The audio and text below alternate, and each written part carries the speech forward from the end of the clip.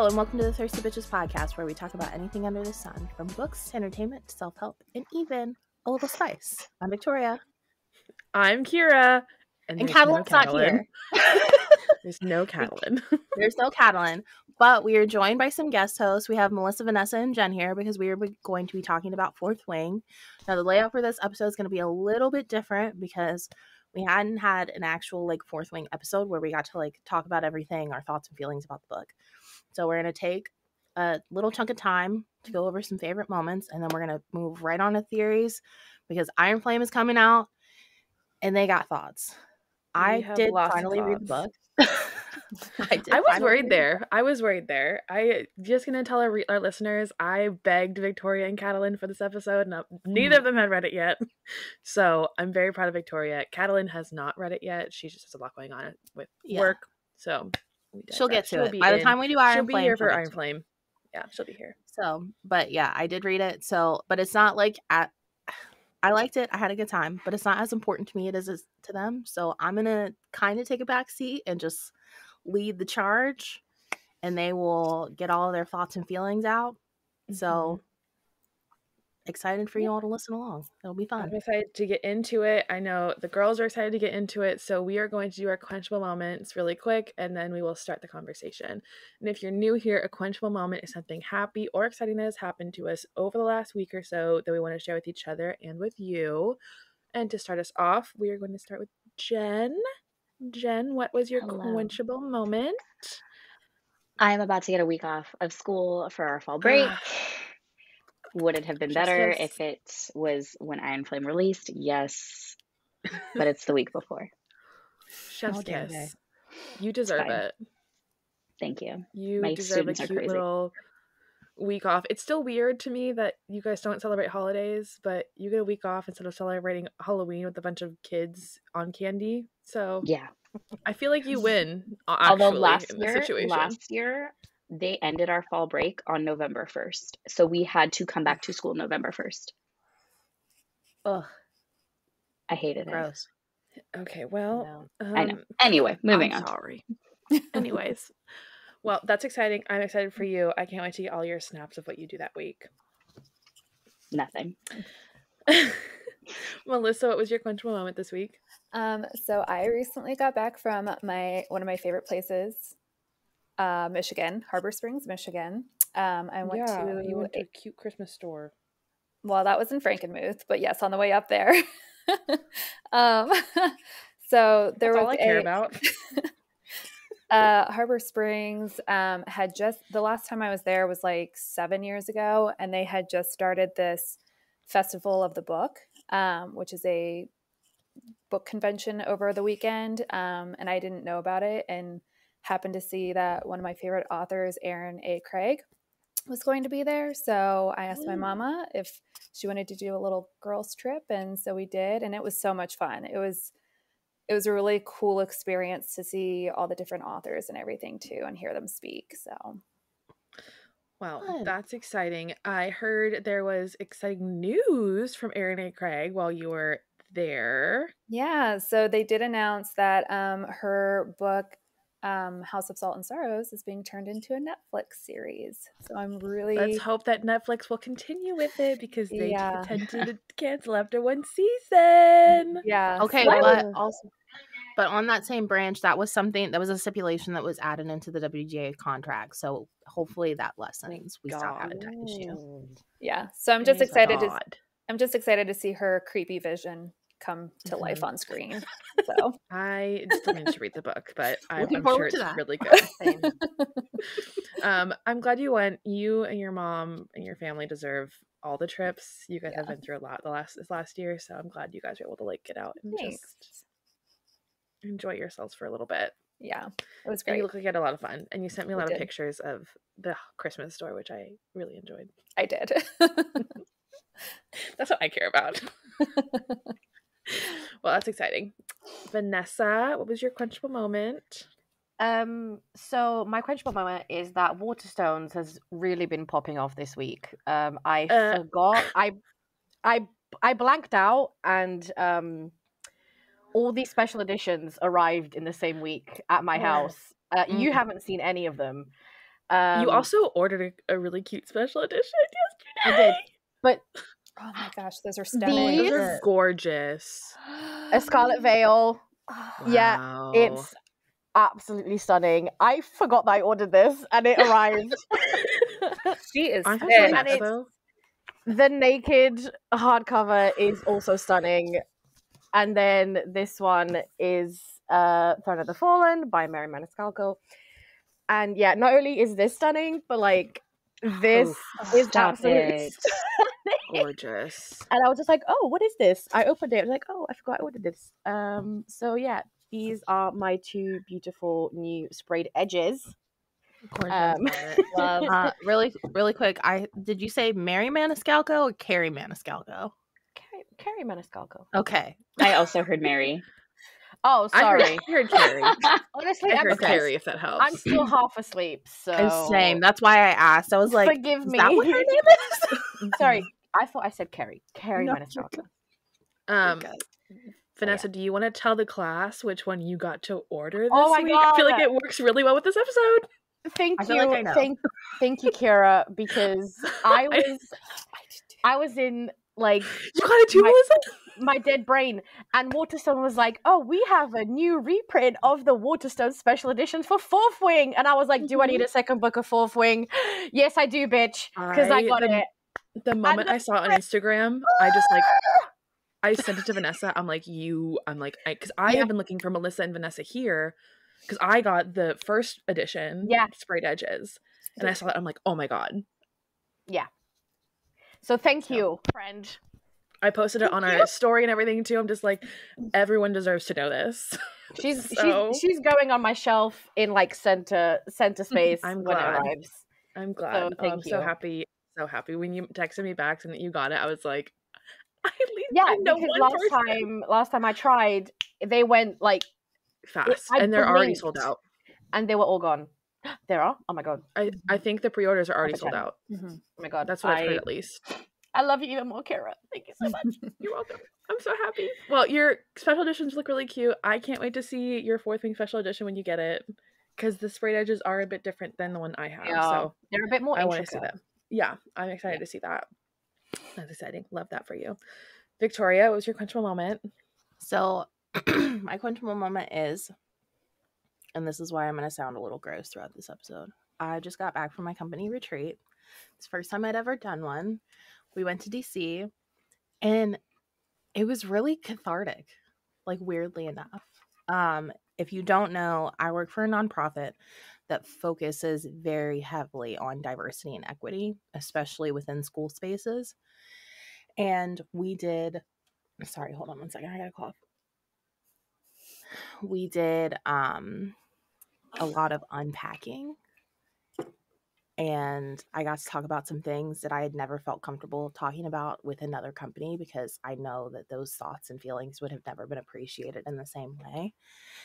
So it was really cathartic for me, especially as a biracial person, to have these really thoughtful conversations about how our work affects people and how we can improve their experience with us, and how we can also improve our country at large, because education is important. And unfortunately, there are a lot of members of our government that are trying really, really hard to disassemble what we do have. So it was really good.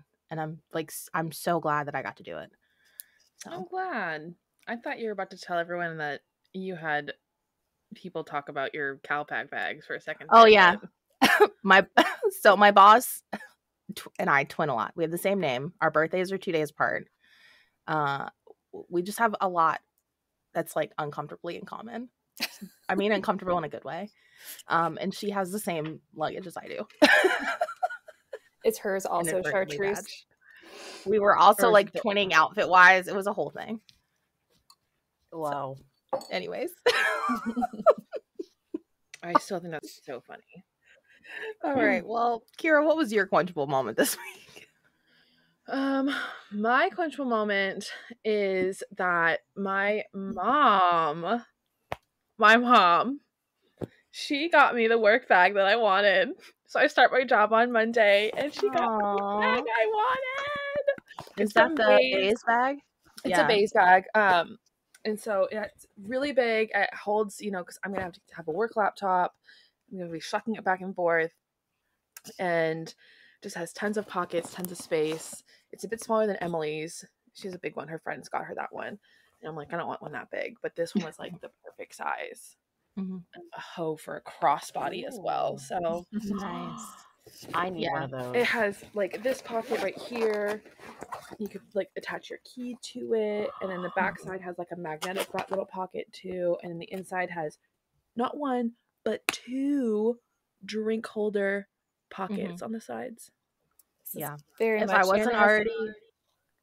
wasn't already a dedicated Calpac hoe, that's probably the one that I would have gotten. It has like the dedicated like laptop sleeve is really nice. It's just like really big. Mm-hmm. Like it's like There's a very nice bag. This is very much turning into when you ask a girl like type thing. Like it's really big. So I've never seen these kinds of bags before, so I'm gonna need more information and where I can purchase one. Yeah, oh my God, I don't think we have them here.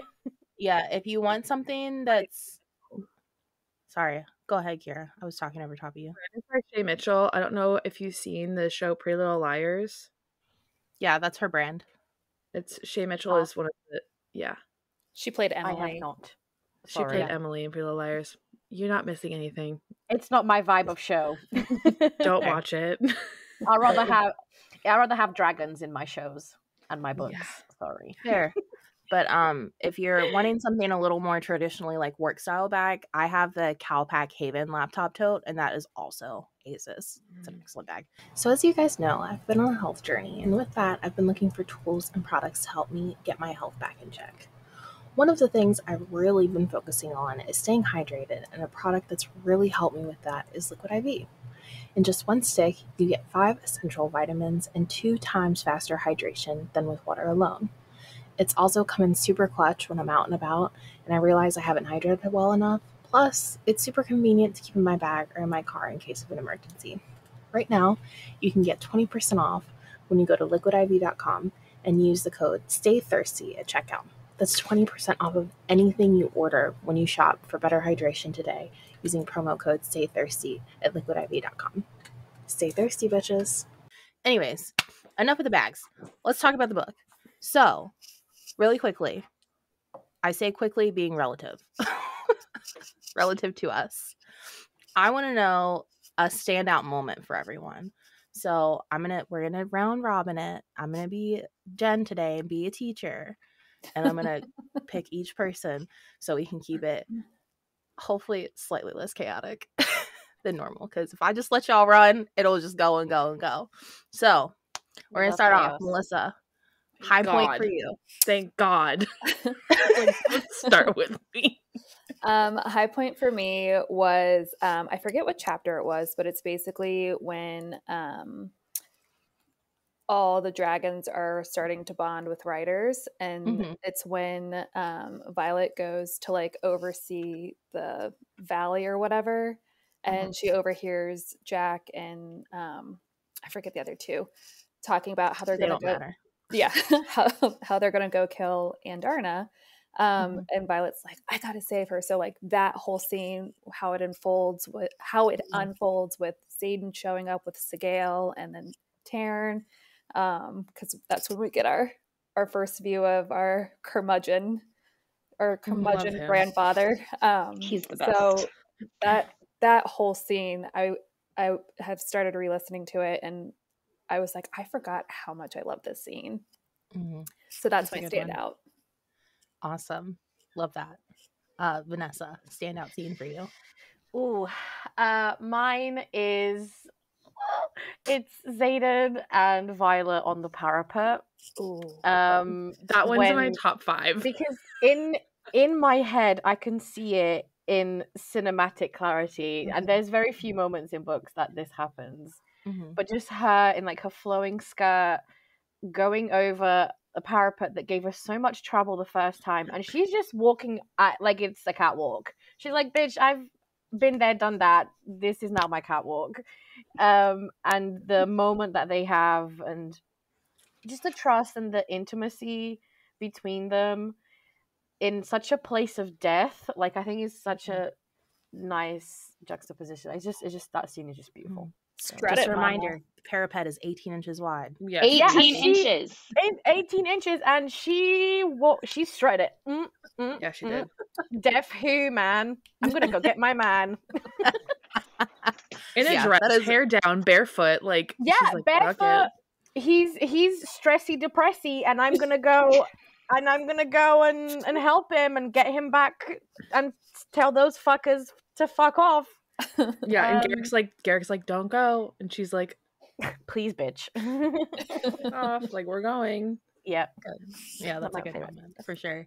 Jen, standout moment. Shall I summon the wing leader? I think about that scene at least a few times a week. Just your Roman Empire. Yes. Taryn giving Violet such shit that she can only get her power right now when she is turned on with Xaden, and he's like, "You want me to go get him? Do I need to go get him?" And she's like, "Fuck." 10 is the moment. He is the moment. No, it's in the every fact scene he is. It's that scene leading right into Taryn basically actually getting him and him sending all of those memories. Oh, a moment. What a sassy old man. Any Taryn moment, honestly. Yeah, he's great. He is the moment. I feel like he is sometimes all of his comments are like he is the Nick Miller of Fourth Wing. Like just like the compilation of like the comments, you're just like, yeah, he is out of pocket a lot. Yeah. We'll give him that one. Kiara, what's a favorite moment for you? So for me, all right, you don't have 30 minutes, so you gotta I know it's hard, you gotta pick one. I'm so indecisive, and you know this. I know. Aquarius bitches. We can't decide. You can do it. I would say so. It was between this scene and actually the parapet scene. Vanessa, I brought that one up, so I'm gonna do the other one. It is the second challenge. So the one where like she kills Jack. Is he dead though? No body. But like that whole scene of them. Also, I just want to say the challenges. It's the first one is reverse scavenger hunt, which I do with my kids at camp. The second one is capture the flag. It is literally capture the flag on Dragonback. Pretty much, yeah. You can't tell me differently. Like that is capture the flag. We don't know what the third challenge is, obviously, because. But that whole challenge scene is just like so. That is cinematic to me, like the way it's described of like her power, like building and building and building in her body, and then just like needing that release, and like the way that Liam falling is described, and you know afterwards when Rhiannon is just like you were not going to reach him, and then all of a sudden like you were there, and she's like, oh my god, what? Like I don't know, Taryn just flies really fast. I don't know. Like all of this, like her getting back and getting like sick because she like killed someone, and fuck Dane for being like, you never have to use it again. It's like, bitch, like she's too powerful. We know like everyone's gonna make her want to use it. And then Xaden coming in and being like, don't fucking say that to her. Like, don't lie to her. Like, she's gonna have to, you need to be honest. Like that whole scene leading up to obviously the first bang that they do. It's just like that second challenge is just so well done, in my opinion. I just can't get over it. That, and then honorary mention is when we learn that they can speak to each other in their minds, because Xaden just like cowing her at that table, and her like he's like, I can speak to you in your mind, which is just funny. Such good scene. Victoria, what is your favorite moment? So one of my favorite moments is actually at nearly the end. When Violet is falling and then Darna catches her. It was that, Melissa, that was my How to Train Your Dragon moment. That was my save him moment. And that was like the one moment where I like actually started to cry. I was like, I can just picture her so clearly, like just trying so hard to catch her and hold her up and like slow the descent and make sure she didn't die. Like that was That was That's the so funny moment. that's so funny that's when you started to cry, and I was already so deep into crying at that point. Yeah. Couldn't tell what was worth No to more my tears left. Yeah. I cried then, and then I cried when I like realized who she was gonna see at the end. So If anyone wants to know my pitch to Victoria to get her to read this, it was How to Train Your Dragon meets The Motherland Fort Salem, if anybody's watched that, I still need to and watch it. Red Queen. That was my I pitch. told her, I was literally talking to her and Gabby. I just kept telling them, just like, it is like adult How to Train Your Dragon. Mhm. Like, it is adult How to Train Your Dragon. Well, Victoria's the only other person I know of that's watched Fort Salem. So yeah, I've Fort watched the Salem, first 10 out couple. of 10. I Yeah. watched the first couple of episodes. I couldn't get into it. Mhm. So, But anyways, everyone has different preferences. We all like different books. We like different shows. Like, that's just how it is. fair. Okay, So. so next question. Your moment of terror. What was one moment where you were like, "Oh my god, this is the end. This is where it's happening."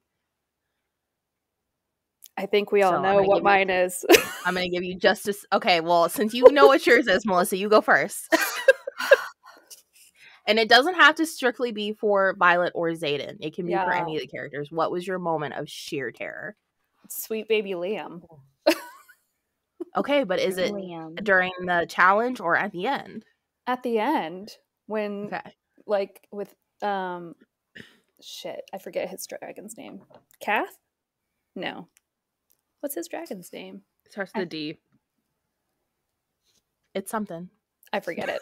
Hold on. I'm gonna look this up real quick. Okay, Jen's coming in hot with the facts. We'll come back to it. We'll circle The back. teacher.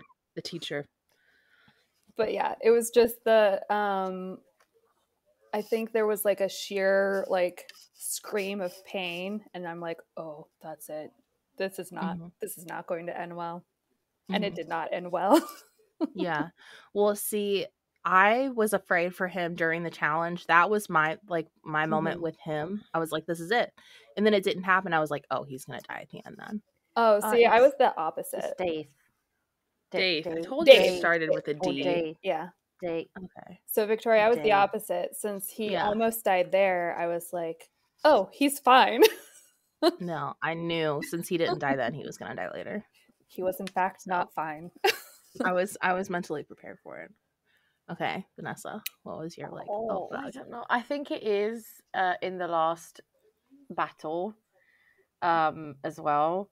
There was a moment, I can't remember. Oh my god, I can't remember. But I was scared for 10, but then I was also really scared for Andana because I just imagine tiny baby dragon in the middle of all that chaos, hiding in the rubble.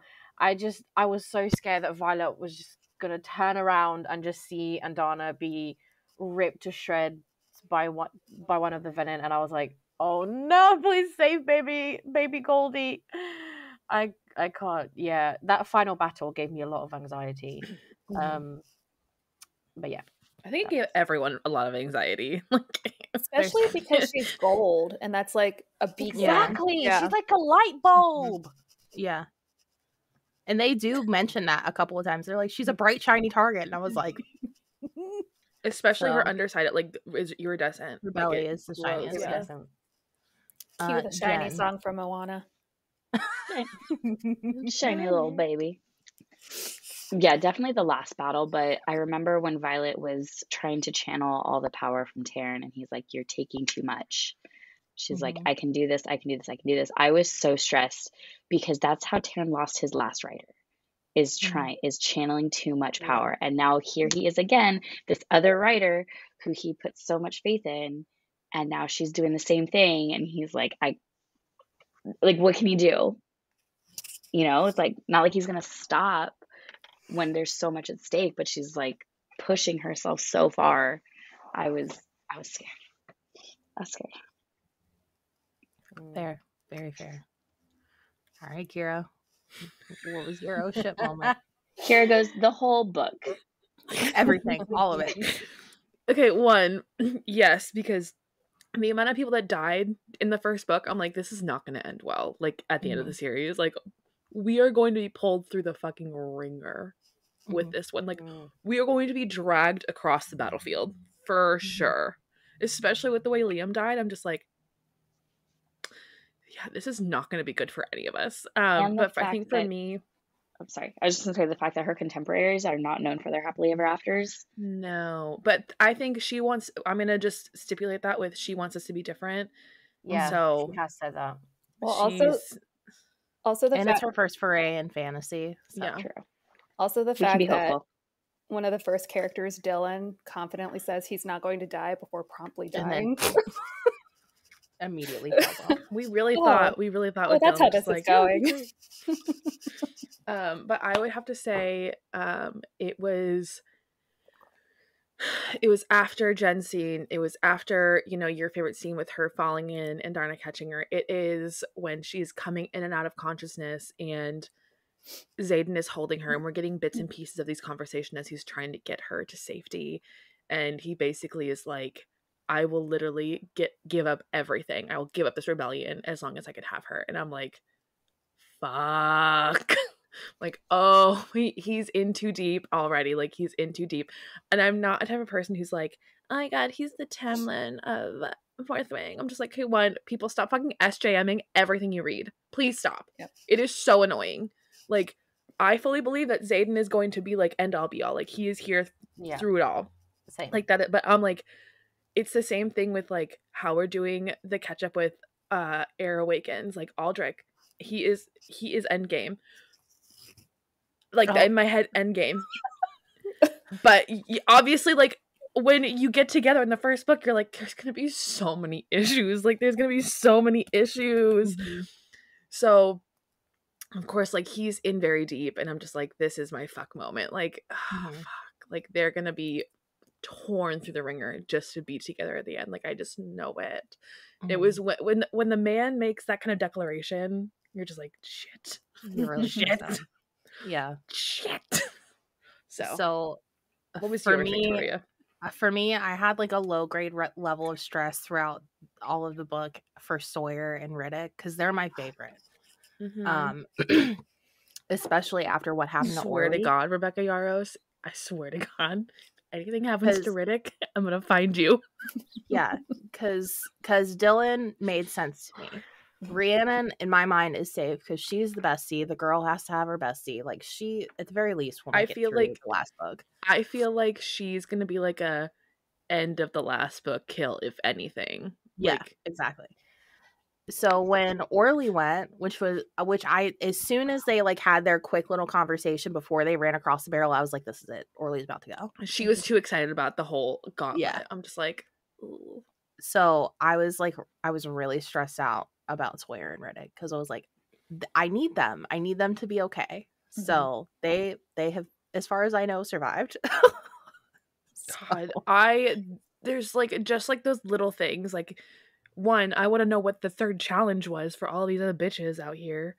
Mm-hmm. Like, what? Two, who survived? We have no idea. Mm-hmm. Mm-hmm. Yeah. So there's a lot going on. So now I want to know, what was your favorite horn dog moment from Violet? Because listen, Violet was a horn dog the whole fucking time. She was not even thought of that. #horny. Mm-hmm. And it cracks me up. And like there were moments that was all I could think about is like, bitch, you are like you're going through it. You're like in heat or something. Like you need to the kitty was meowing all the time. I got mine. She was purring. So okay, Jen, you go first. I want to know the best one. I know it. Go on. Right. So I'm re-listening. I'm listening to the book for the first time, and I got to this one yesterday, the day before. It's when everyone is sparring, and Xaden and who is it, Riddick? I knew it. Are sparring, but they've got their shirts off. So Violet and Rhiannon. It's Garrett. It's Garrett. Just, like, I remember the scene because she thought Imogen was into Xaden, but really Imogen was like, Garrick? Mm-hmm. And I'm like, I'd be looking at Garrick. I'd be looking at them both and be like, I won the lottery, like, ladies. Are you objectifying our wing leader? And Rhiannon's like, oh, is that what we're doing? We could just be watching for technique. That was good. Yeah, that was really good. You could be, but you're not. That was a good one. That was Vanessa. such a good one. Vanessa, Okay. do you have one? I do, now that Jen took my number one, but the other one is very, very, very, very close, which is Violet's inner monologue to "Don't fall for toxic men. Don't. We're not here for toxic men. Don't go for the men that are trying to kill you." And I'm sitting there like, really, like, because you're doing it. That's the funniest thing. Like, that's like the most. That for me, those lines, I'm like, this is definitely written by a contemporary author, because you don't normally see this stuff in fantasy books. Mm-hmm. So to see like toxic men, you're just like, ooh, yeah, this is someone who's who's with it. Yeah. Red flag who? Yeah, exactly. It's just the honesty. She knows that he's a red flag and is trying to kill her, but she's like, no, he's too hot. I like, no, I need to stop myself. It's just the self-awareness. It's very refreshing. Mm-hmm. Fair. Melissa? I'm with Kiara. It's not something that I actually really thought of, but it is probably early on when like he wants to kill her and she's like, I'm feeling things I shouldn't be feeling. Like, is this hot? Yeah. Is homicide hot? Yeah. Is homicide hot? Am I attracted to my possible murder? Okay. And I'm also going to go with, now that I think about it, it's when I don't know if this would be like, it's not really like a horn dog moment, but like when she is so excited for Dane to kiss her, and then when he does, and she's like, I don't want it anymore. Reverse horn dog. Dane. Yeah.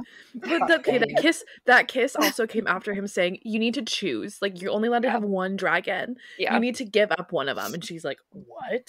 Oh my god. Like, rules. He's a rules man. Yeah. I hate this dude. Literally, we're not gonna go over it. I'm just gonna point this out in my notes. At one point, I'm like, if I could go in, like, we could physically go into a book, I would go in and just kill him off.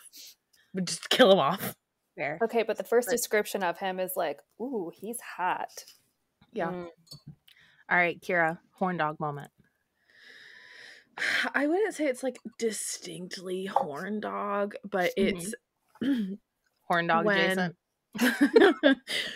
So it's when, you know, they've been doing like the challenge, like the fights every week leading up to the gauntlet. So like those first couple weeks where they're training and stuff, and she's been smart using poisons and whatnot, poisoning people.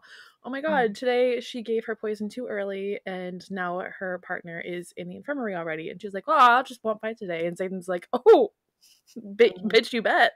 Like, and so it's that first training scene between Xaden and Violet where he is basically teaching her like where to like get the kill shot because she's smaller, and he's like literally like he's engulfed her with his body, and Dane is like seething. Xaden has completely disarmed her. Dane is seething off to the side, and she's just like, do I like this? See, and I'm reading the best moment. I'm reading it and I'm like, I definitely like this. And of course, then we have that second round of them training and him being like, disarm me. And she's like throwing the knives off of him, and he's like, disarm me. And it's like, oh god. So it's the fight scenes like where it's like not like meant to be like it's not supposed to be sexy, but it is. But you're just like, oh, this is so hot. Yeah, for them, fighting is foreplay. It's foreplay. Yeah, it's like Rowan punching Aelin in the face. Like it just I just listened to that scene last night, Kiara, and how Xaden kept like, "Don't push me. You're not gonna like it if you keep pushing me." And she's like, "I didn't know you were an exhibitionist," and he was like, "It's the banter. The banter between them is just." Yeah, it's 5 stars. Top tier. It's so good. So good. I love that. Yeah. Victoria, what was yours? I absolutely love her runaway thoughts. It's just like the compilation of all the random thoughts that she has is so funny to me. I'm like, you need to get dick down real good because this is a problem. Like it was distracting her so often. I'm like, all right, I feel like, and then it happened, and it was great. Reading those made it so relatable to like myself or something. Like if I'm in a room full of hot dudes just like fighting, I'm like, and like not even just like normal hot dudes, because you know hot dudes in our world fucking suck half the time, most of the time, honestly. If I'm in the gym with a bunch of hot dudes grunting around, I'm just like, this is disgusting. If I'm in a room with a bunch of men who are like, yeah, I respect women, and they're out there fighting shirtless, sweaty, you're like, I can enjoy this. This is great. I'm ready. I'm just like, you can disarm me. I don't care. Let's go. You want to do it here in the bedroom? All right. Final question before we move into theory talk. Favorite Xaden moment? You got it. And we got to be quick. I have mine. I already have mine. I already have one. Okay. Vanessa. Okay. Go for it.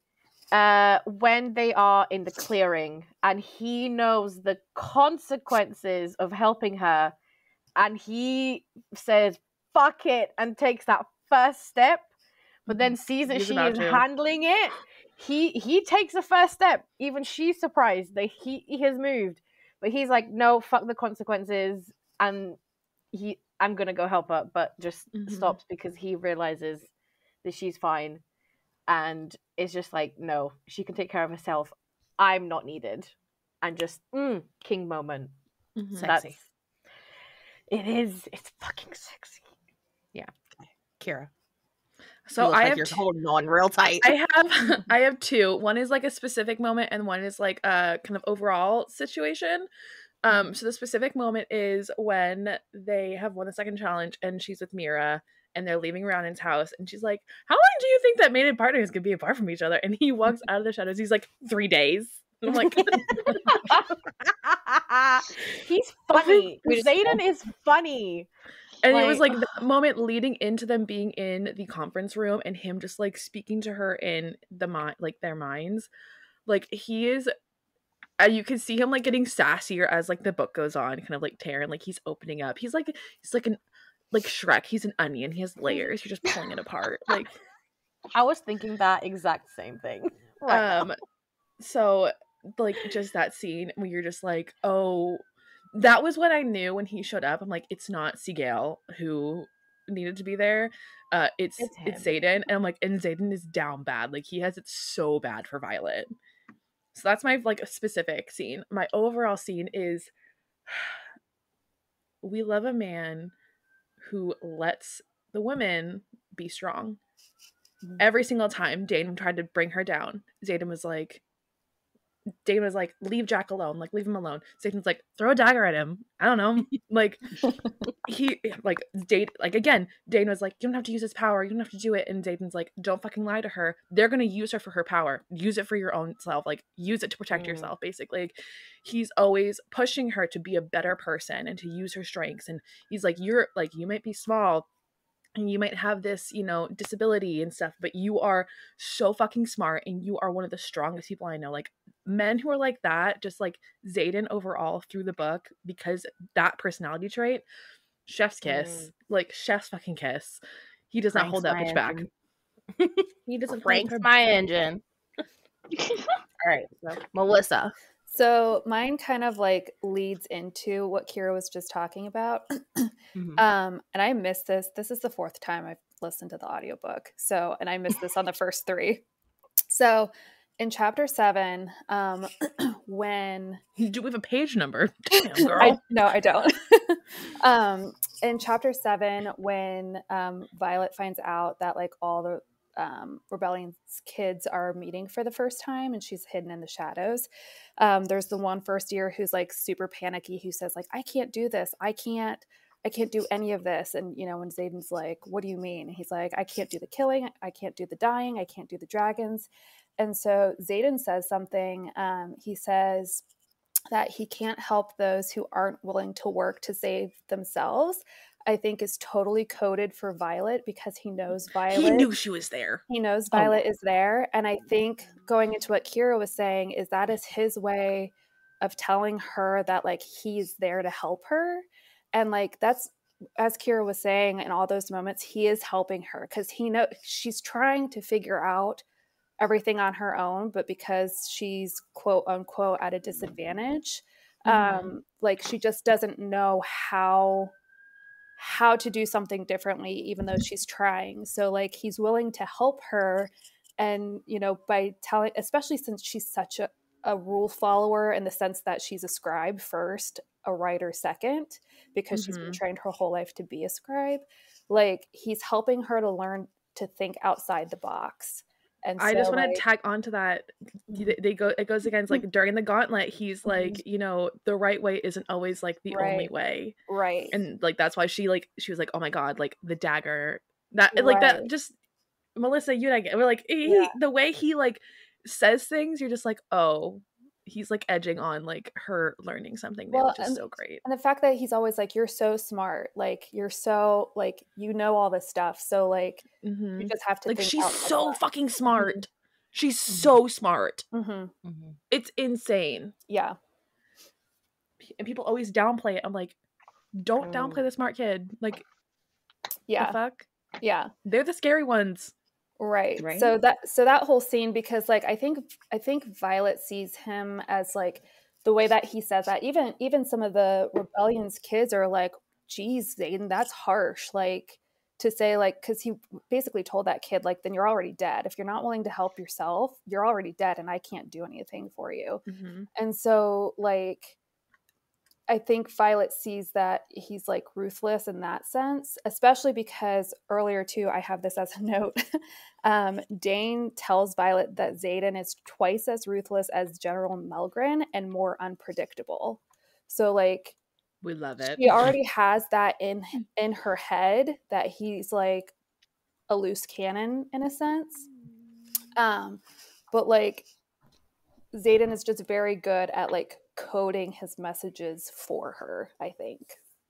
I would definitely agree. And honestly, in my opinion, everyone's like, oh, Xaden is like he's so ruthless and everything. I'm like, Violet, I would argue, is probably 10 times worse. Like, look at how she was using those poisons. Look at how she blew orange dust into Jack's face. Like she's like, I will do anything.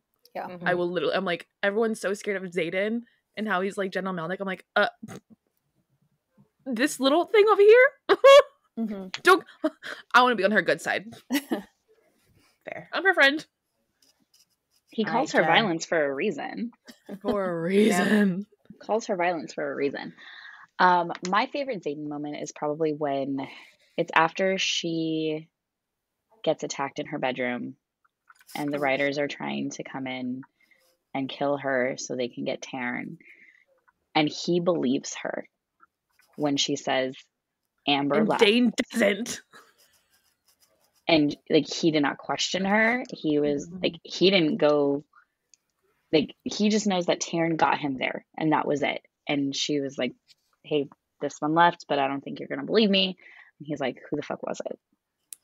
Who was it? And like, and he put himself on the line because he trusted her so much and knew that she wasn't gonna lie about it. And Dane was like, give me your memories.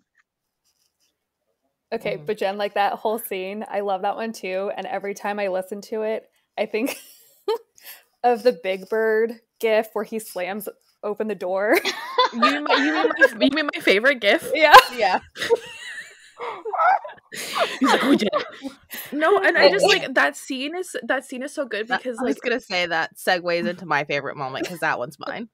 I would say like it's just like it's such a good scene leading like the next day when they're at like the gathering and everything, because Xaden really was like she was like, I don't know, can I share my memories with you? And Xaden like he hadn't seen anything. He was just like going off of word of mouth. He's like, yeah, this is what Violet says. Took her word for it.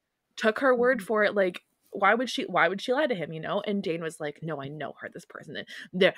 She's a good person. And Violet's like, you've known me since you were kids. Like, why would I lie about this? Like, yeah, Dane's he was very much so giving, what were you wearing? And I did not like yes. it. Yes.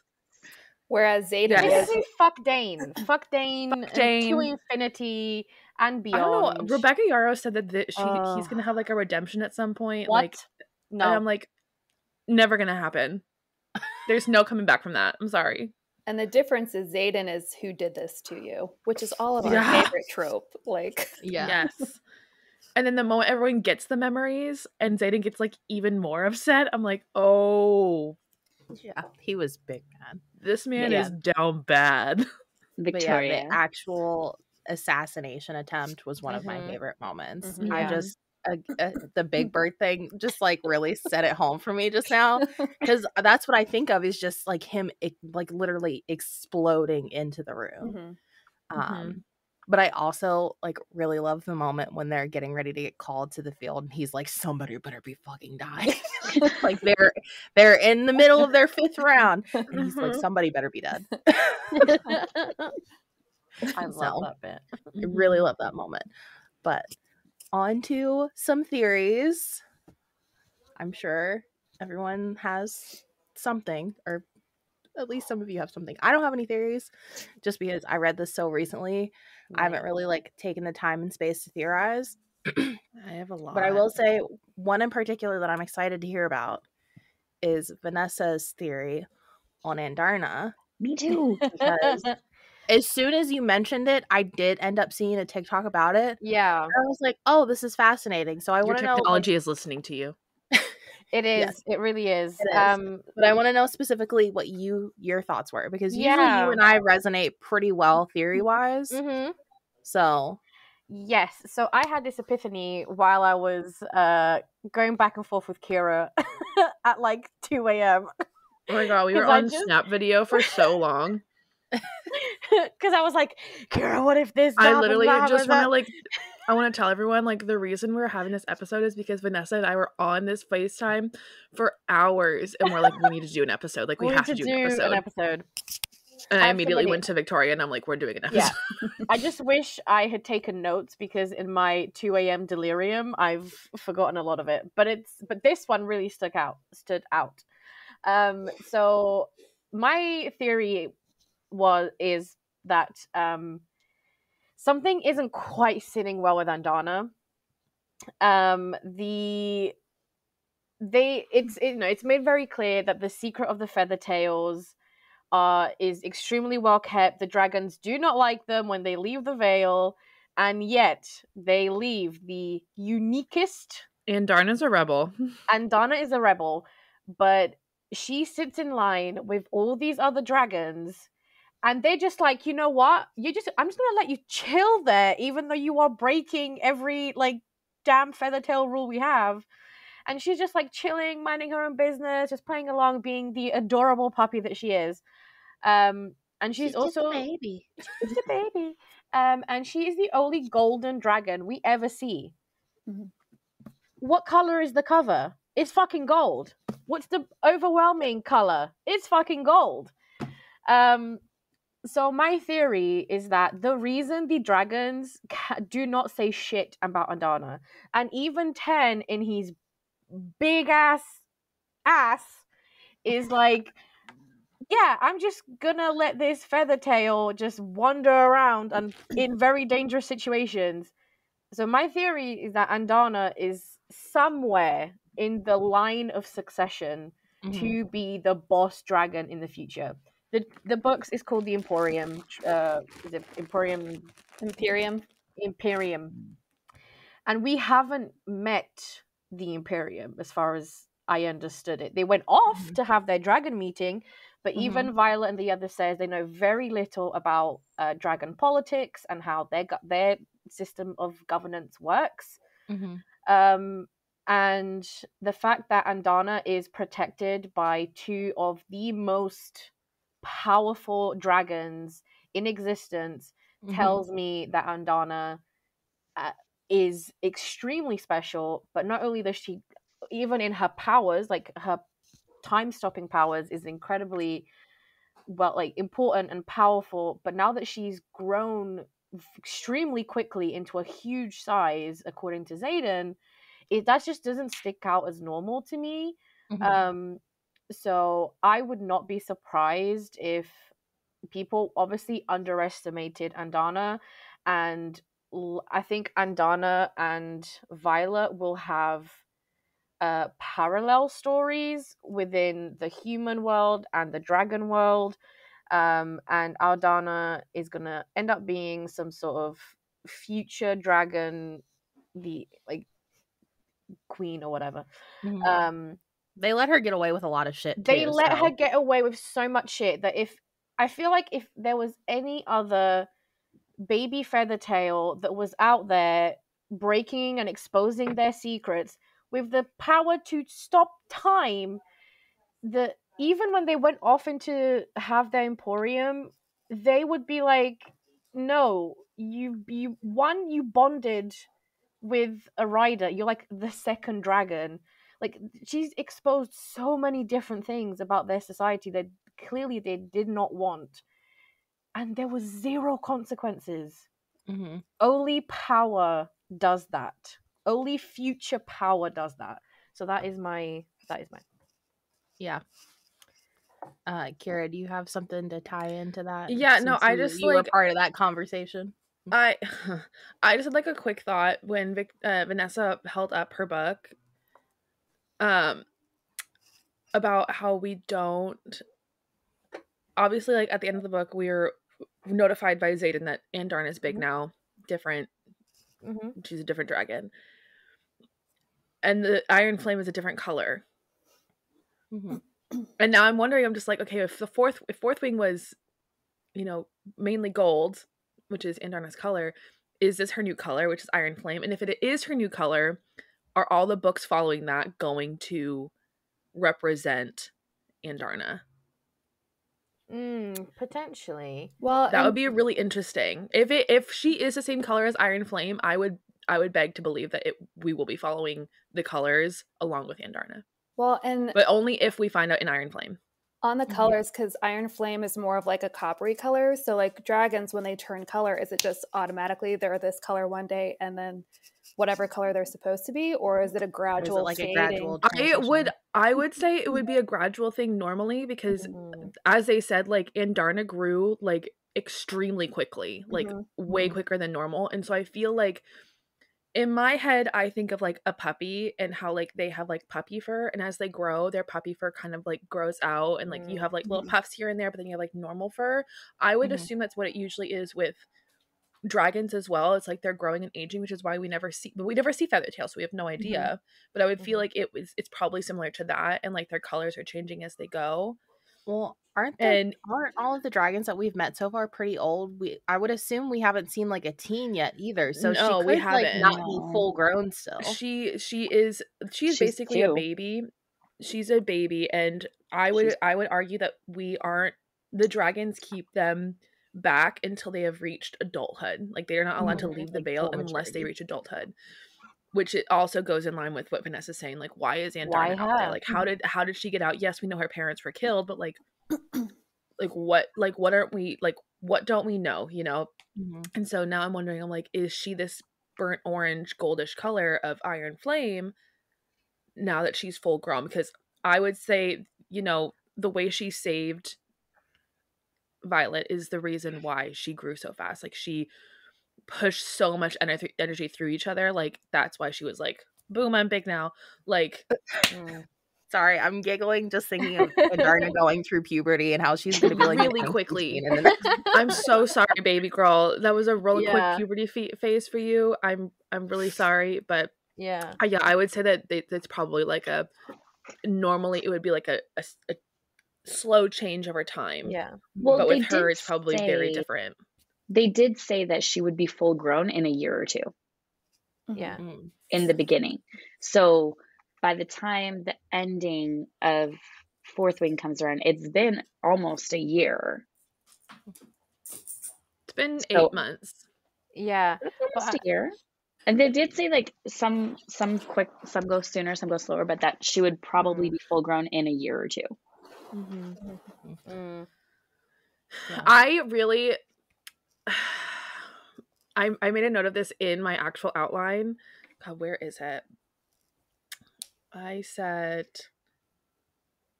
it was at the end when I wrote down like where we're at, and I said Ben and are real, and then I wrote I really need her to find her dad's hidden work that he was doing before he died, because I feel like it has a lot to do with this, because he was doing work on Feathertails. And so I think, you know, in this next book in Iron Flame, she is going to be searching. She knows where her dad's stuff is. She's the only one who knows where her dad's stuff is. Yeah. And I feel like she's going to go and look for it and like see what he was working on. What if So- that's how she finds out? Yeah. What if finding that is how she's like, shit. And maybe how long has it been? And by the time she joins Yeah. the Rider Quadrant, how long has it been since her dad died? 5 years. few years. 5 years. Yeah, Okay. something like So that. he didn't. I was gonna say, I'm like, what if he was working with Andarna? But Andarna was Yeah. only 2 years old at that point, so there's no way. I think there's a really, I think we're gonna find out, and I hope we find out a lot more about the colors, because the colors of the dragons themselves, I think they're really it important, just clearly like the means something. tails. Yeah, the Mhm. tails, and they say, you know, the reds are this personality, the browns are this personality, the greens are this personality. And we've never, like, there's only 2 black dragons that we know of. Why are there only 2? Mhm. And they clearly are the biggest, baddest, most powerful ones. Mhm. But we've never seen a gold dragon. So this again links to, why do we not see gold dragons? Are they? I also Because they're just want to point babies. out, like, it's very clear that just scales babies. change color with size, because Yeah. Violet is wearing a body armor made of Mhm. dragon scales, and it's black. Like, her whole outfit is Well, black. The dragon scales are And sewn they're into sewn the- into Inside. the Yeah, they're Yeah. inside. into the Oh, fabric. okay. Yeah. Yeah. I would like her to cut it open so we can see if the scales are still like the green dragons, Yeah. Yeah.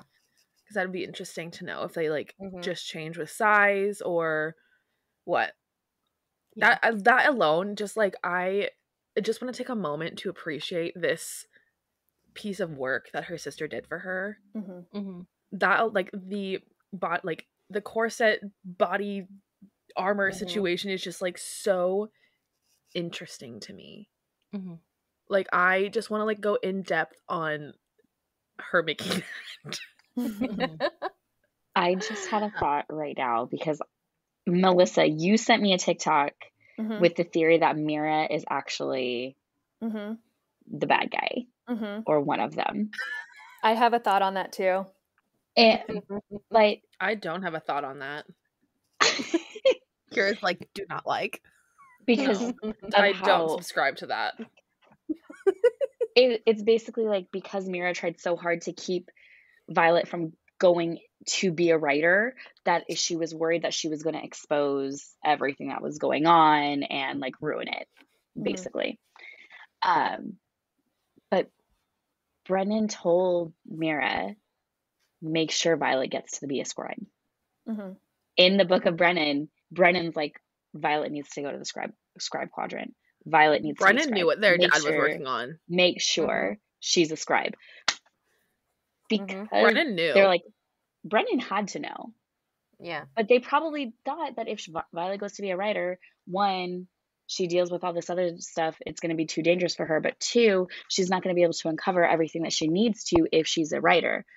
Not realizing your sister's so fucking smart, she's going to get put on library duty. She's going to find all this out anyway.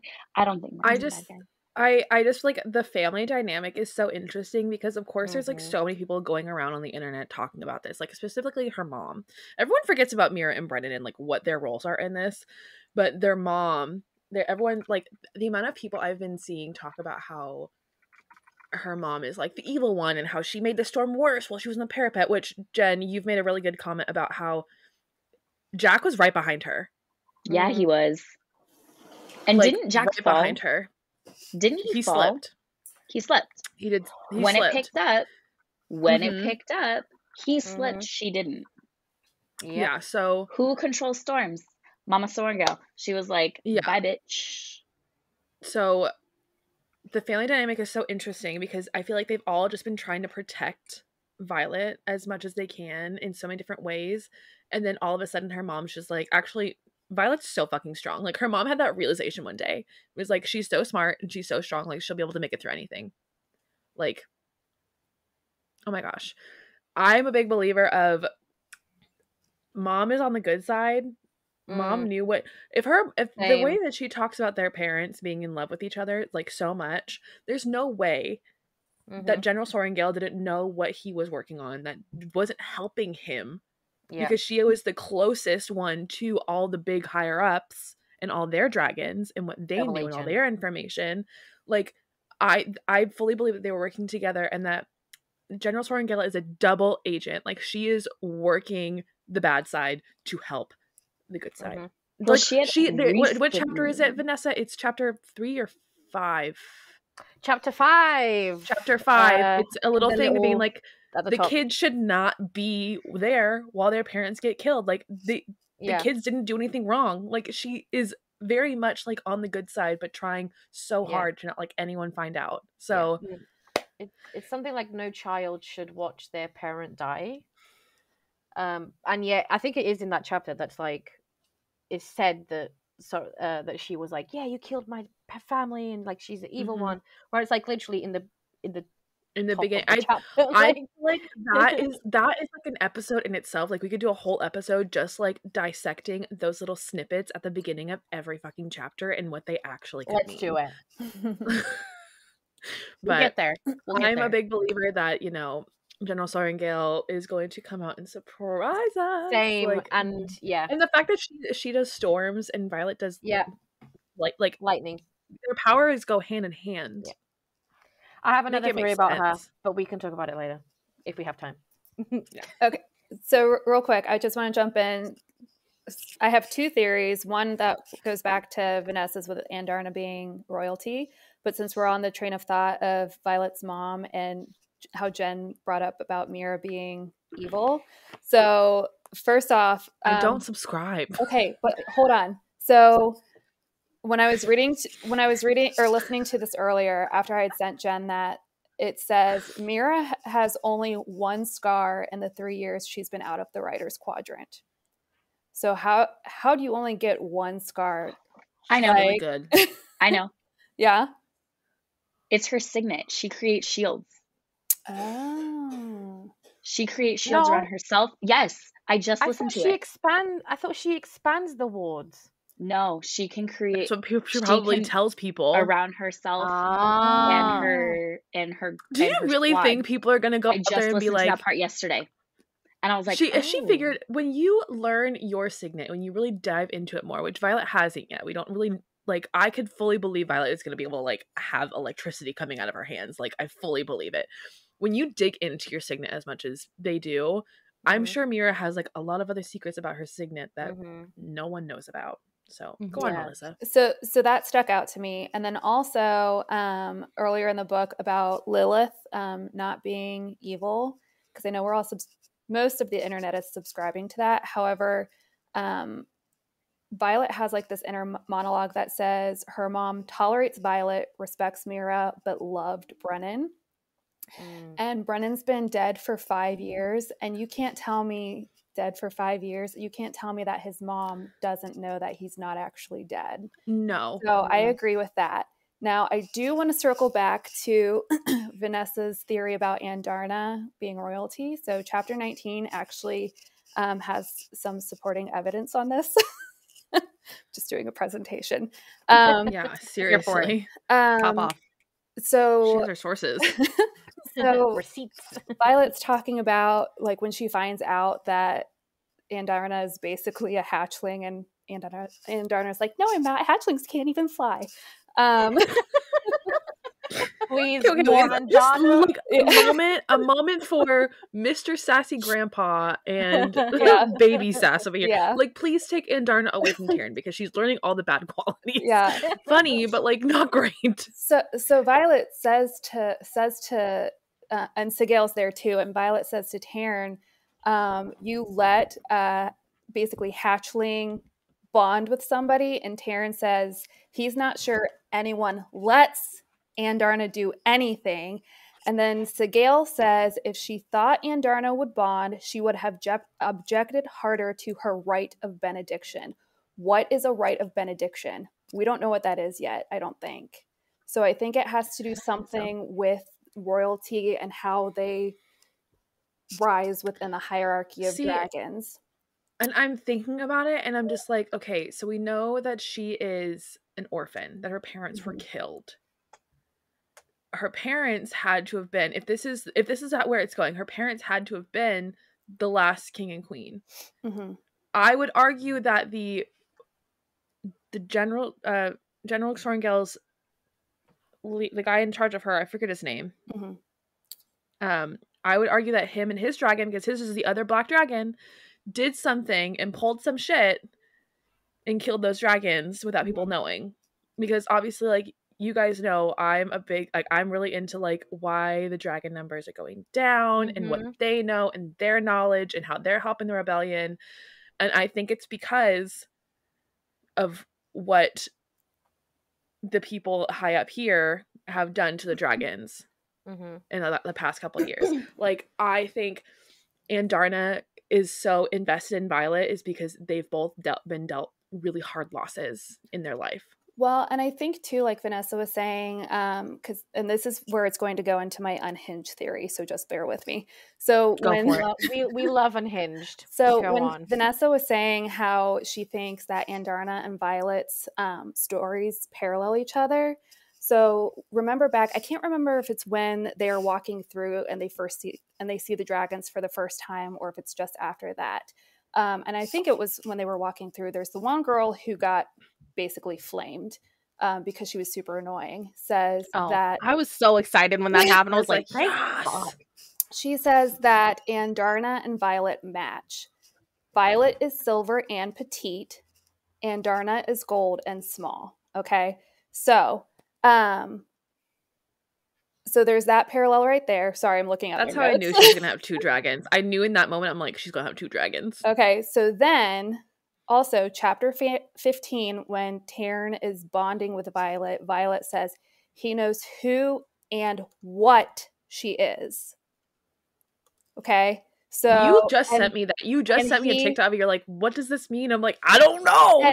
I don't remember sending that TikTok. I just listened to this, but like, so what do you mean? What is she? And so he tells her that he will not allow her to fall. So they know something with Violet that nobody else knows. And this is where my unhinged theory comes in, right? So Taryn bonds to Violet. We know Taryn's previous rider, Naolin, died. I'm using air quotes there for a reason, because he was trying to save Brennan. Okay. And was he though? Spoiler alert. Obviously, if you read the book, Brennan's not dead. If you're this far into this episode and you didn't know Brennan was alive, okay, you're in the wrong place. But like, also, you really should have stopped listening. They're probably like, I'm gonna listen to this episode instead of having to read the book before I read Iron Flame. Get out. So Naolin is dead. But how does he, this is just a rhetorical question at this time. How does he die when his power is siphoning? Because he can absorb and rechannel power from pretty much anything. So whether that's the earth itself, whether that's from other dragons, other people, we don't really know. So my theory is that Naolin's not really dead. Taryn is pretending to be bonded to Violet, and he's acting worth an Oscar-worthy performance here. Like, give him all the Oscars, right? Taryn is pretending to be bonded to Violet because the first time Violet meets Sigale, she says that Sigale is basically looking into her soul. So I think there is something with Sigale's powers that we don't really know, but that she knows that Violet is, quote unquote, the chosen one to fix this whole rebellion shit that's going on. And the only way to do that is to pretend that Taryn is bonded to Violet so that Violet is actually bonded to Andarna. Andarna then rises to power to take her rightful place as Queen of the Dragons or whatever that whole situation is. But they will only succeed with Violet and Andarna bonding. And so I think Taryn is pretending to be bonded to Violet to get this to happen. And at the end of the book, we know, like, I told you it was unhinged. Kira's face right now is killing me. Yeah. Okay. Sorry, Melissa. I love you, bestie. Hold on. Let her finish. Let her finish. This is completely beside the point. Pause. Melissa is red string. Melissa is red string in this one. That's what I'm thinking. I'm like, you guys joke about me. Melissa's like, red string.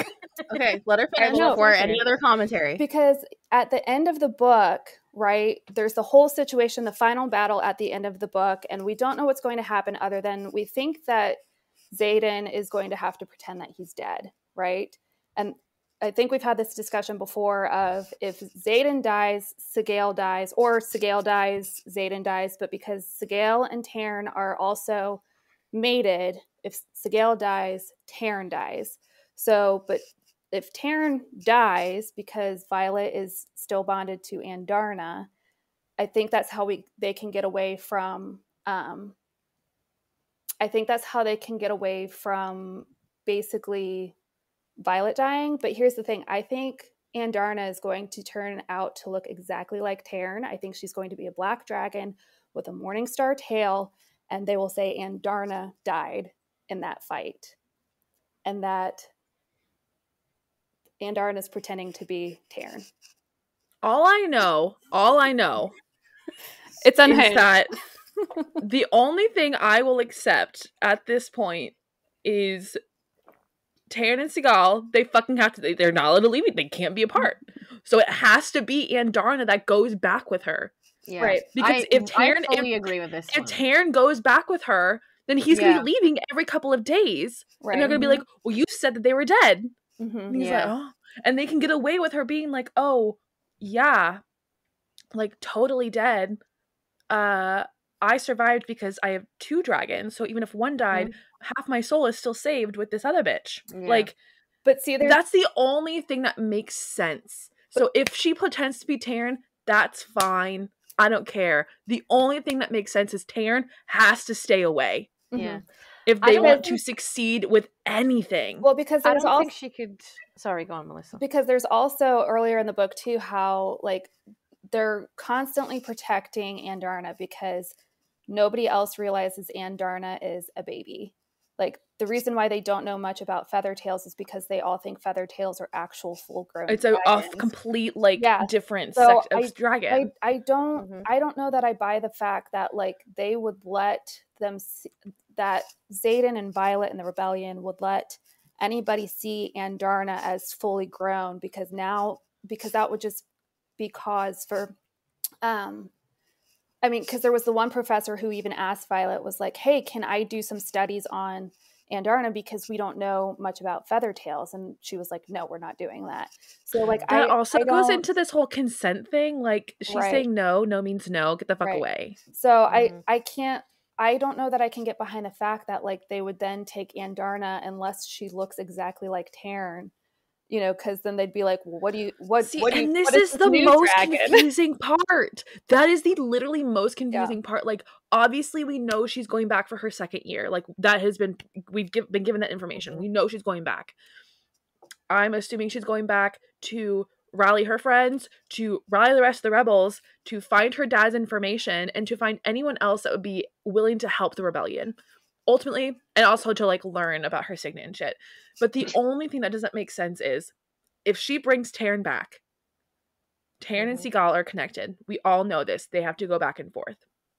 And everyone's already been like, if Xaden dies, Sigale's gonna die because they have a stronger connection than Sigale's last rider and all this shit. Like we know this. So like what? Like this is what's blowing my mind. Like obviously we don't want them to study Andarna, but like the only thing that makes sense to keep Taryn and Sigale together is for Andarna to come back. But that could be detrimental to Andarna. And so I'm just like how is she going to spin this? Because obviously Xaden can't come back. We know this. Yeah. Have any of you guys read the excerpt that was released? No, I refuse to. Not all of it. Yeah, I don't want to be surprised. Never mind then. I don't. I know it has to do with Victoria. Jane. You and I can talk later. Bet. Okay. I just want to read it. I want to read it all together as one. I knew if I read the excerpt, like I was gonna just be like so let down and be like, oh my god, like where does this come in? Like how far into the book is it? Like what does it? What's the context around it? Like I would have been so deep in that hole. I'm like I can't do that to myself. So I'm like holding off. We literally have a month. So a month from today of this recording. A month from today. Yeah. My gosh, we could do like two or three episodes of this. There's so many theories that we haven't discussed yet that are like going around my brain.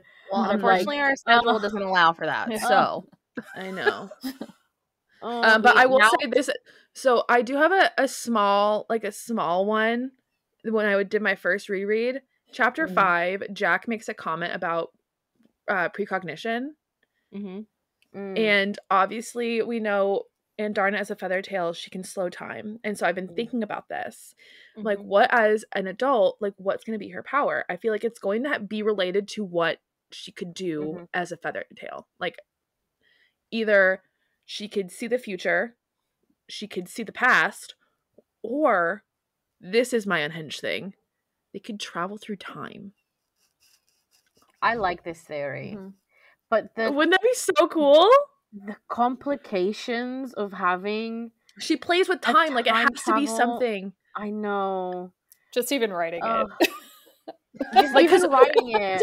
The reason I'm thinking about her being able to see the future is General Sorrengail's leader, like the guy in charge. He survives all fights because he can see the outcome of fights. He knows he'll survive. So I would say Andarna's power is going to be related to that, but better. Yeah. Because like that's like the only thing that would make sense for them to be able to get around this power. Either that or she can block herself from him being able to see her. But I thought he wouldn't be able to see her anyway because she'll be hanging around with the marked ones and he can't see them. He can't. That's why I'm thinking see if it's more than 3. More than 3. There's more than 3. They can't see them. There's a lot. So they're in Xaden's palace. There's like loads of them there. And that's why I'm like one. That's why I'm thinking like her power has to do with time first and foremost. I'm a full believer that like the feather tails, whatever they do, obviously we don't have any information on them, their adult power has to relate to something back to what they did before. And that it's going to be in relation or like I'm blanking on the word that I want to use, but like it's going to kind of cut off this general's ability to see the outcome of battles. I also think, because I was at the part 2 where I can't remember if they were in the training center or not, but there's the one kid who's an intrinsic, so basically he can read people's thoughts and everything, right? And the one teacher promptly snaps his neck.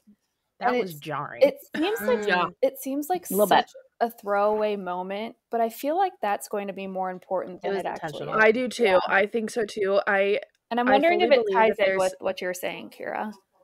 I feel like it we'll probably see with like the rebel kids, the relics, all the relics that are left in this place that, you know, the kingdom, Xaden's home, like there's people there who can do that, and like you can master it to like shut it off and like turn it back on. Like all of our other mind readers and all of our other favorite books do. Like it's not like you're just always reading everyone's thoughts. Like obviously when you first do it, like it's very jarring. Like you're just taking everyone. It's like Edward just taking everyone's thoughts in it all the time. So I feel like you can learn to like make it. Moment. I just had a major okay. Melissa just went ding. What if, again, this might be unhinged, but at the end when Violet's recuperating and she hears things coming in it because she's in and out of consciousness, what if they're not actually talking?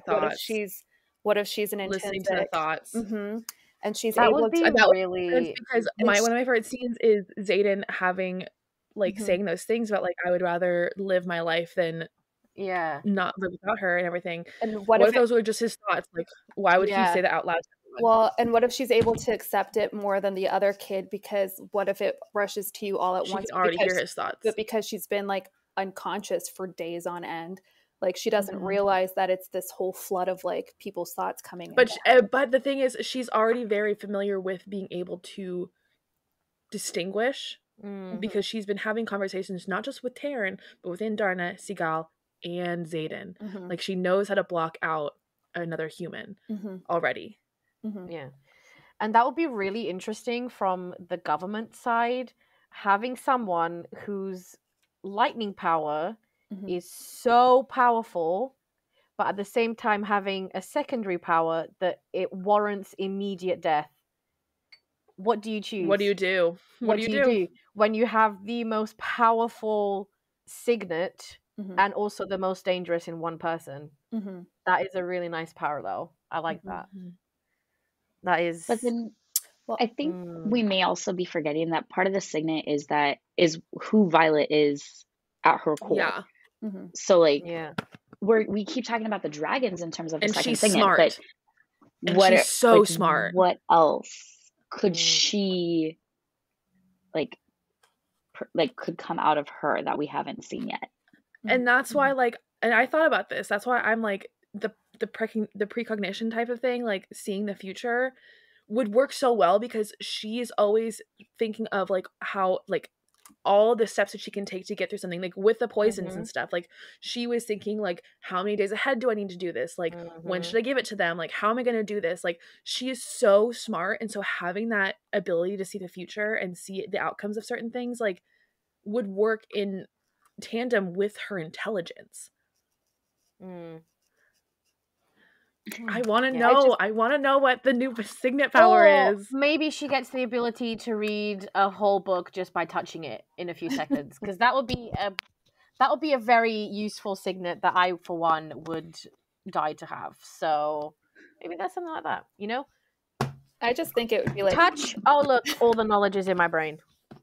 I think it would be karmic justice if like whatever, like if she ends up being an intrinsic or precognition or, you know, anything like that, is that she can then flip it on Dane because of Dane's Dane's power. I fully support any theory that fucks on Dane. And how he's been stealing her thoughts and recent memory. Well, he says recent memories, and he always said, you know, he has to touch her temples. Or anyone's temples, but I find bullshit. I call bullshit that bullshit. Word. Yeah. No, because at first he said he has to touch someone, and then he backtracks and says he needs to touch their face or their temples. But he slipped up at first and said that he just needs to touch somebody. Yeah. So I think it would be really interesting if she ends up being an intrinsic or has precognition, because she can then figure out if Dane's trying to get information and that sort of, and what information he's trying to obtain. Sorry, somebody's getting vocal. It's fine. A house phone still. Yeah. All right. People still have house phones. Melissa, my dad does. Yeah. No, you gotta do what you gotta do. It's the one we give out so that we don't get spam calls.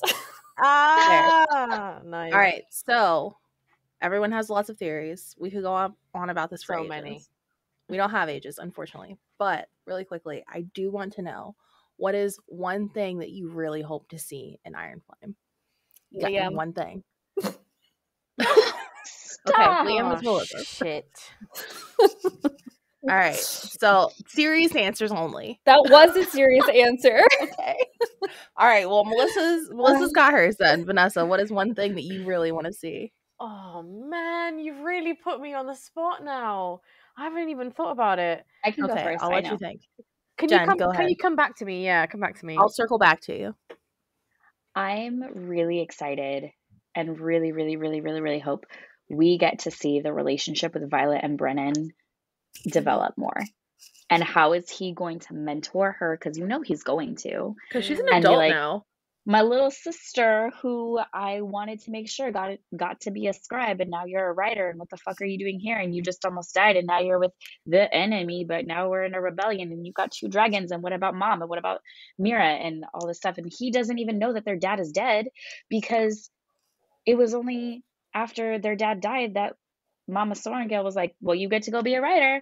And that was, I mean, he probably knows, because, you know, he knows everything, but like, that whole, like, that's going to be a whole different dynamic, and I'm really excited to see how that's going to play out. Okay. Kiara.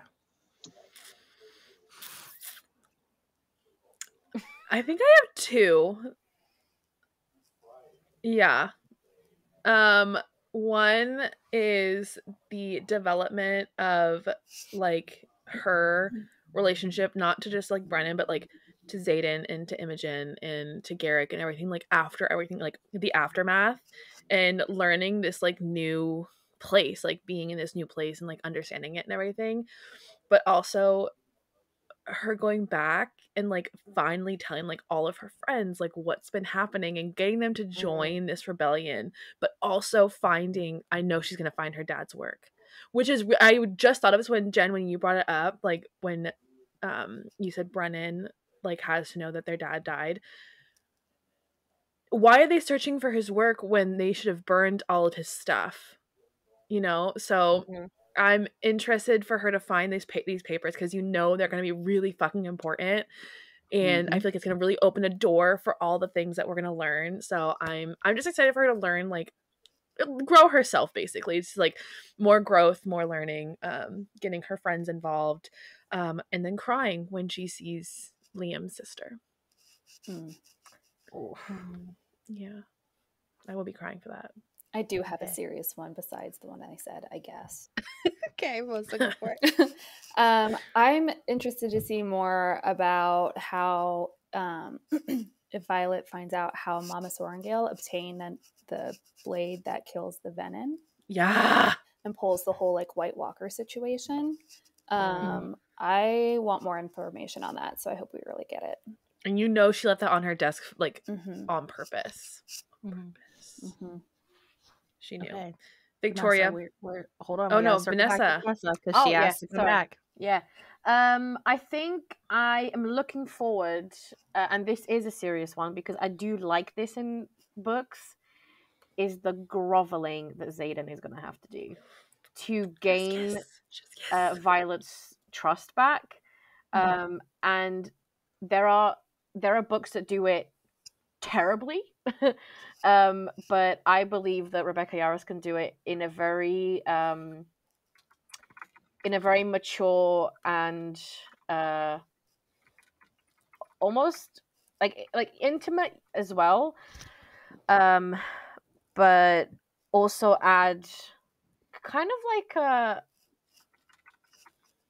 like a self-healing journey, because once you, I mean, I'm someone that once you betray me, I find it difficult to heal, like to heal over that. Listen, Victoria and I are Aquarius, so you don't get a second chance.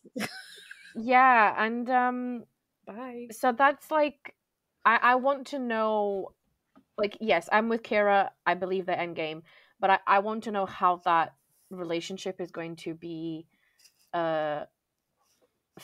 healed, fixed, in all the political turmoil and fighting and factions and revolution that we know. Not factions. It's like 3 different factions. And yeah, that's like something that I'm really looking forward to, and I want to see groveling, but I also want to see like how they had on the parapet, very open conversations and communication. There's no miscommunication trope here. Communication between the two of them, and honesty about their past, and you know how they got here and how they're going to go forward. Yeah, nice. Love that. Victoria. Okay, to round it off, my one request is confirmation of Jack's death, and that's all I'm asking for.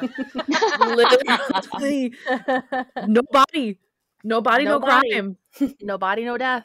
That's nobody, no crime, Jen. But I would like to know what some of our listeners' theories are for Iron Flame and what some of their standout moments were. You guys can reach out to us via Instagram or on our TikTok. Kiara has a bunch of Iron Flame TikTok, not Iron Flame. Fourth Wing. I haven't even posted them. TikToks. I will have a lot of Iron Flame once it comes out. She will have Iron Flame ones go up. You can also email us at tpp.saythirsty@gmail.com, and we have a Rebecca Yarros channel and the Thirsty Collective Discord channel, so you can always hit us up there. But for now, Kiara, can you take us out with an affirmation? I will, and I will also say I want Brennan to meet all of her friends. I feel like that'd be really funny. They will. Just gonna put that out there. But today's affirmation is: I trust that I am right where I need to be right now, and that anything I want to happen will happen when the time is right. Oh, good one. Yeah. Oh, where's Xaden? Well, Thank you so much, Melissa, Vanessa, and Jen, for being here with us. We really appreciate having you guys. We can't wait to have you on for Iron Flame when it comes out. Thank everyone else so much for joining us. Make sure to tune in on Tasty Tuesdays and Thirsty Thursdays for all new episodes, and be sure to subscribe and follow our socials listed in the description. Make sure to like, rate, and leave a review for our podcast to help boost us across all of our platforms. It helps so much. Have a lovely day, and remember, stay thirsty, bitches.